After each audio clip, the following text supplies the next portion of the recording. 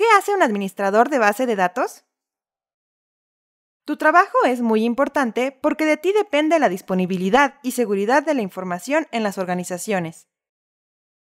Originalmente, las bases de datos solo se utilizaban para guardar datos en computadoras o servidores especializados.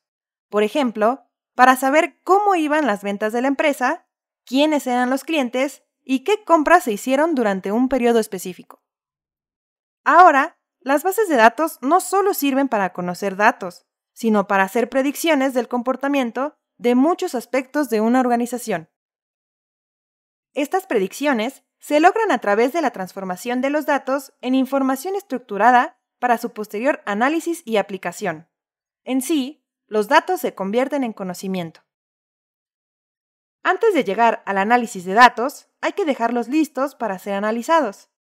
Para ello, el administrador de base de datos aplica metodologías de extracción de datos.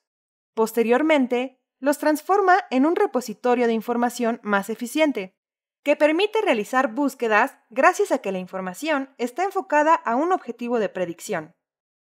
Para que la extracción de información en las bases de datos sea lo más eficiente posible, estas deben estar normalizadas. Es decir, todo proceso de modificación debe cumplir con las normas de la organización, de tal manera que el repositorio se alimente de información que cumpla con el objetivo de predicción. Todos estos procesos se realizan con el sistema gestor de base de datos, herramienta primordial del administrador, porque en ella se crea y manipula la base de datos. Como administrador de base de datos, manejarás información que no te pertenece. Por lo tanto, malas prácticas como: nunca compartas o modifiques la información de una base de datos sin la autorización de tus superiores o tus clientes. No copies o robes información de una base de datos para usos alternativos. Si detectas alguna anomalía o modificación no autorizada en la base de datos, notifícala a tu jefe de inmediato.